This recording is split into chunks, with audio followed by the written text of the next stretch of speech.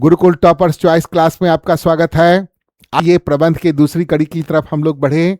हाँ, आपने प्रबंध क्या है ये जाना, प्रबंध की आपने विशेषताएं को जाना। आज हम लोग पढ़ेंगे प्रबंध के क्या उद्देश्य हैं, क्यों प्रबंध इतना माथा पच्ची क्यों।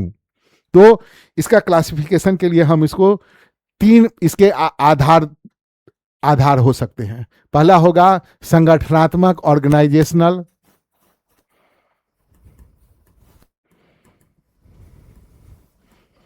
दूसरा होगा सोशल ऑब्जेक्टिव,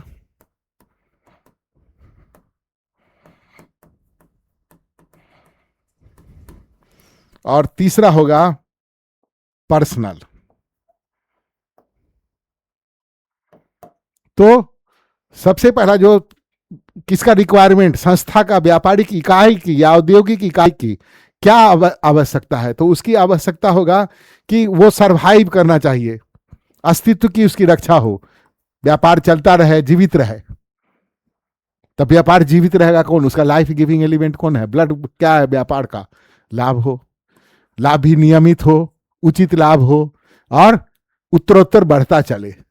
केवल लाभ ही नहीं करें, उचित भी हो और उत्तरोत्तर बढ़ता चले, तभी ना व्यापार का विस्तार होगा।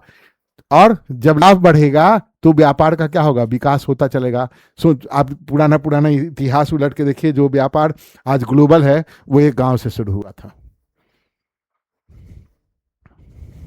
था कि नहीं हुआ था, या जो इस सेक्टर में वो था भी नहीं उसी सेक्टर में आया। हमारे यहाँ आईटी सेक्टर में क्रांति आ गई जब जियो आया, और उसके भी कहानी है कैसे कैसे आपको ट्रैप किया, पहले फ्री में दिया, फिर कुछ पैसा लिया, उसके बाद उत्तरोत्तर बढ़ाता चला गया। जब हम लोग उसके ट्रैप में फंस गए तो जो मनमाना रेट लेता है हमारे पास डाटा का, लेता है कि नहीं लेता है, तो उसका विकास भी होना चाहिए। सामाजिक उद्देश्य, चूंकि व्यापारिक सामाजिक प्राणी होता है और व्यापार का सोसाइटी के प्रति भी रिस्पॉन्सिबिलिटी है। खाली लाभ ही अर्जन करें ऐसा नहीं होता है, लाभ हमारा उचित होना चाहिए। किसी को पेनफुल बना के आप लाभ का कीजिएगा तो फिर आप सोसाइटी में सर्वाइव नहीं कर पाइएगा, आपका बायकॉट कर देगा लोग। क्योंकि अभी ऐसा नहीं है कि एक ही वस्तु का उत्पादन करता, विक्रय करता, वितरण करता बहुत सारा व्यक्ति है, तो आपसे निकल के दूसरे की तरफ क्या हो जाएगा, ग्राहक शिफ्ट कर जाएगा। और एक बार जब ग्राहक चला गया तो दोबारा लाना उसके लिए मुश्किल होता है। तो समाज के लिए ही व्यापार होता है। तो सबसे पहला हम लोग जो गवर्नमेंट की पॉलिसी है उसको माने, और जो एक बहुत बड़ा बर्निंग हमारा भी टॉपिक हो गया कि मतलब हम लोग प्राकृतिक साधनों का उचित विदोहन करें। ऐसा नहीं करें कि इतना पॉल्यूशन फैला दें कि जीना दुर्भर हो जाए। इतना ज़्यादा हम प्राकृतिक साधन हमारा जो है जो सीमित है ना, तो हम उसका प्रॉपर यूटिलाइजेशन करें और पर्यावरण की रक्षा। जिसलिए बहुत सारा इंडस्ट्री है, देखते हैं वो ये भी लगाती है, वन लगाती है, वन से पर्यावरण की रक्षा होती है, आप जानते हैं। तो पर्यावरण का सुरक्षा हो और जो गवर्नमेंट का पॉलिसी है हम लोग उसको माने। उसके बाद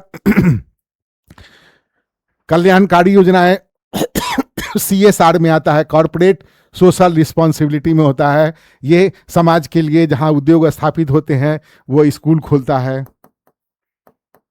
हॉस्पिटल, चिकित्सा की सुविधा देता है, ठीक है कि नहीं। उसके बाद स्कूल खोला, कॉलेज खोला, हॉस्पिटल खोला, चिकित्सा का सुविधा देता है, सड़क का निर्माण करता है आसपास के गांव में, अपने कॉलोनी में तो करता ही है। तो इन सब सेवाओं में खर्च करता है जो कल्याणकारी योजनाएं। चूंकि हम सोसाइटी से ही कमाए तो हमारा आदेश है कि हम ले तो फिर दे भी। इसलिए कौ पहले है हमारे वर्णमाला में, पहले कीजिए तब खाइए, कि खाली खाइए खाइए कीजिएगा नहीं। इस समाज में आए हैं तो समाज को भी कुछ दे के हम लोग जाएं। तो ये CSR कहलाता है, कॉर्पोरेट सोशल रिस्पॉन्सिबिलिटी। इसके अंतर्गत बहुत सारी कल्याणकारी योजनाएं चलाती हैं कौन, व्यापार। और जो ग्राहक को चूंकि हम व्यापार किससे है रे भैया, ग्राहक से है। तो होल सोल कौन होता है, ग्राहक। ग्राहक नहीं तो व्यापार नहीं, ग्राहक नहीं रहेगा तो कौन आपसे वस्तु खरीदने आएगा, कौन आपकी सेवा लेने आएगा। तो ग्राहक ही सर्वप्रति है। तो ग्राहक के प्रति हमारी रिस्पॉन्सिबिलिटी है कि उसको अच्छे किस्म की वस्तु उचित मूल्य पर, उचित सही समय पर नियमित रूप से सप्लाई करते रहें। ये हमारा ग्राहकों के प्रति क्या है, रिस्पॉन्सिबिलिटी है हमारी। और बेहतर मानवीय संबंध, ये हमारे यहां जो फैक्टर्स ऑफ प्रोडक्शन बोले थे, कैपिटल और लेबर, कैपिटल और लेबर जो है हमारा मतलब ओनर और वर्किंग फोर्स, इस दोनों के बीच संबंध क्या होना चाहिए, बेहतर होना चाहिए। हम उसका भी ख्याल रखें, वो हमारा ख्याल रहेगा, क्योंकि उसका भी जीवन यापन क्या होता है, हम ही से चलता है। तो दोनों के बीच कॉर्डियल रिलेशन नहीं होगा तो व्यापार का उन्नति नहीं होगा, देश का औद्योगिक उन्नयन नहीं होगा, आर्थिक उन्नयन नहीं होगा, रोजगार का सृजन नहीं होगा। तो बेहतर मानवीय संबंध बनाए, हमारे जो सराउंडिंग्स में रहने वाला पॉपुलेशन है उसके लिए तो हम CSR कर दिए, लेकिन जैसे कर्मचारियों के लिए हम लोग उसको बोनस दें, सही पर उसके वेतन का वृद्धि करें, फिर आप उसको उचित समय पर मजदूरी दें, उचित मजदूरी दें, वेतन दें, उनके लिए फ्री चिकित्सा हो या सब्सिडाइज रेट पर उसके लिए चिकित्सा की व्यवस्था हो, उसके बच्चों के लिए अच्छी शिक्षा की व्यवस्था हो, इन सब पर खर्च कीजिएगा तो निश्चित रूप से आपका जो श्रम और पूंजी में जो होगा वो अच्छा संबंध रहेगा। अब आइए लास्ट किंतु बहुत महत्वपूर्ण, व्यक्तिगत, मतलब बिजनेसमैन क्या चाहता है भैया, ओनर क्या चाहता है।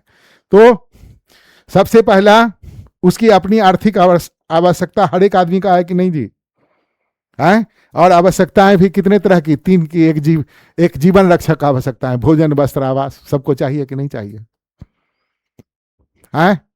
जीवन रक्षक आवश्यकता है सबको, इतना तो मिनिमम चाहिए कि नहीं चाहिए। तो उसकी पूर्ति बेहतर ढंग से हो पाए। उसके बाद बिजनेस वर्ल्ड में यदि आपका नाम हो जाएगा तो सब कोई आपको जानने लगेगा। अंबानी को सब कोई जानता है,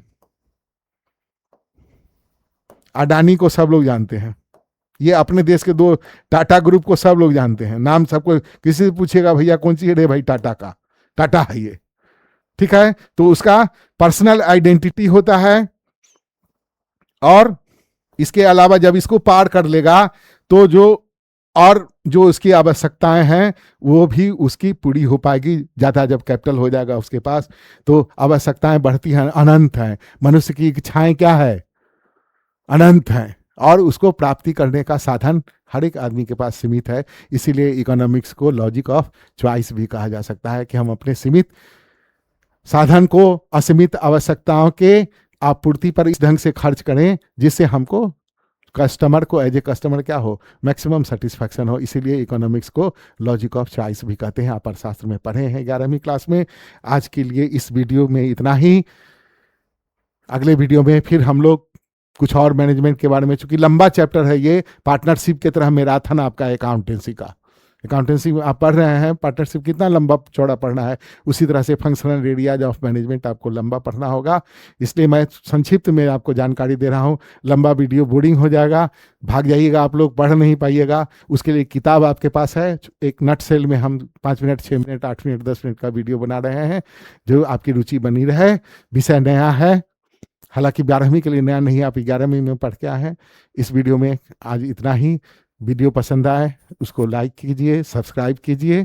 आज के लिए बस इतना ही। स्वस्थ रहिए और मस्त रहिए।